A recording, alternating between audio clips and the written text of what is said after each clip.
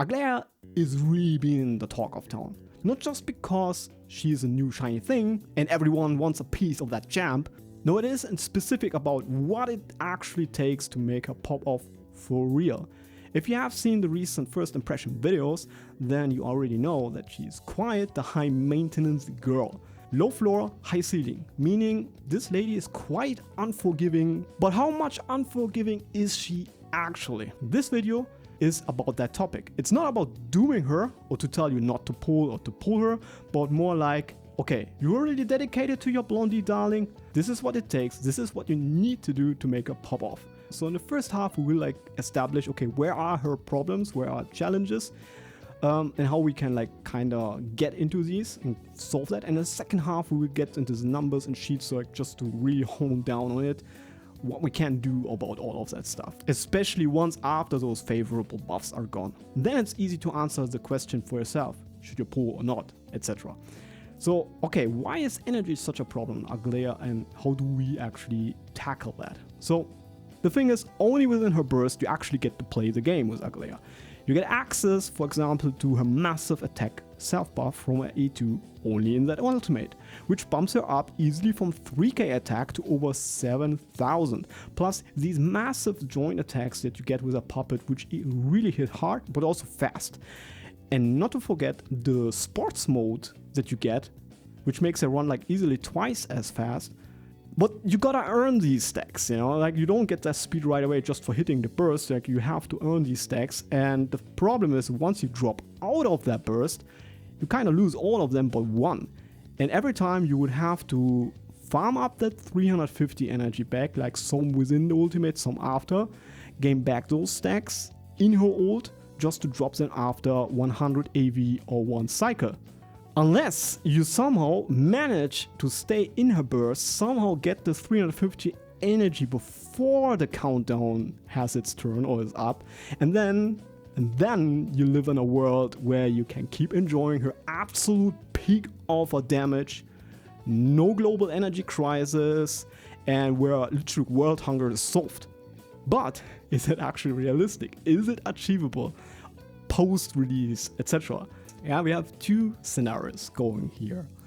One highly optimized build where you aim for maximizing actions, which means we want to stay in her ultimate. So you're putting all that effort in, you're sacrificing attack rolls or crit rolls to get more speed rolls so you can pull off this build, which means if that is correctly tuned, you get a whole nother joint attack out of that, which also offsets the energy economy, improves the energy economy, which allows you to stay in her ultimate, which is the most performing, most damaging scenario.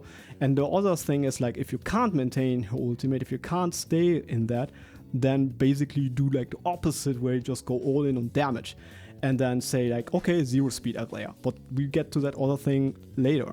So here's the thing.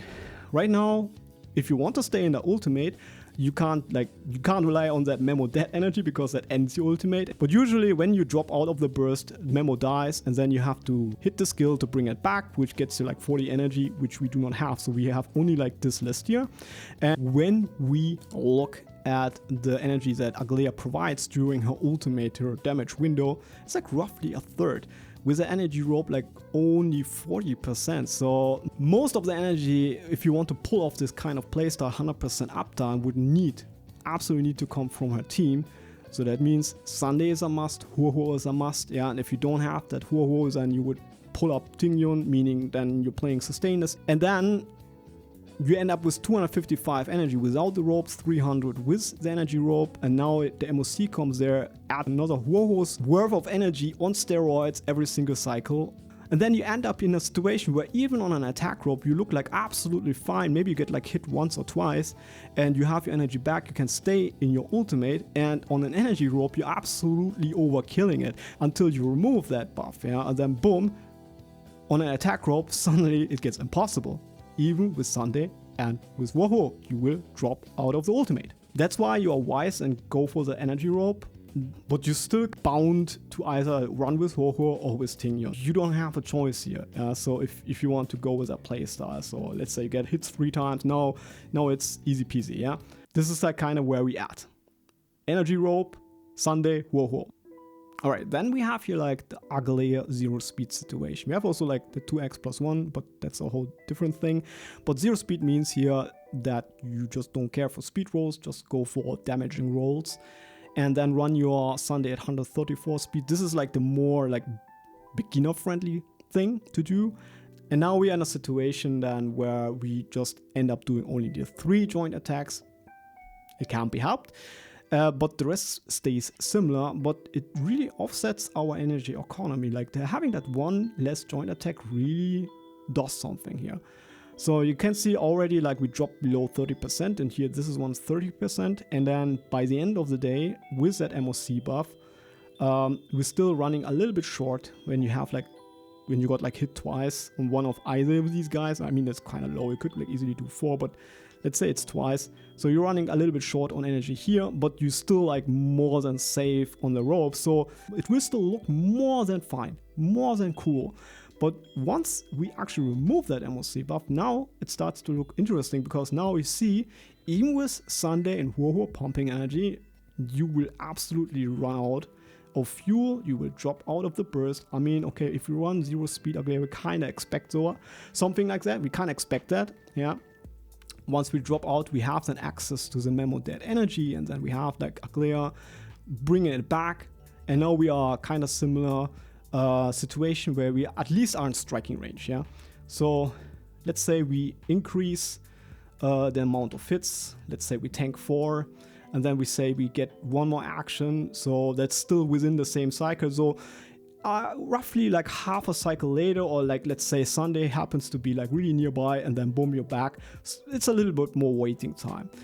It gets then more interesting once you drop like the second battery. But before that, of course, like when you are wise, you run like here the ERR, because that kind of secures the back for you.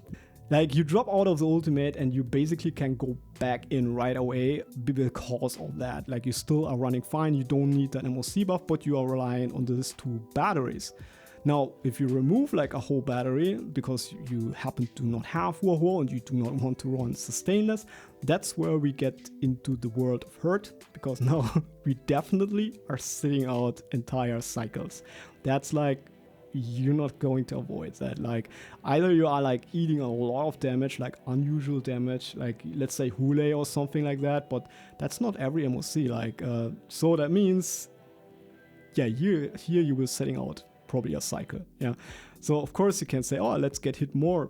Sure. But that's more gamba for you. That's quite more gamba. So you can definitely like include some waiting time, and that is on an ERR rope. Yeah. So either you wait or you get Huohuo. Also, one more thing.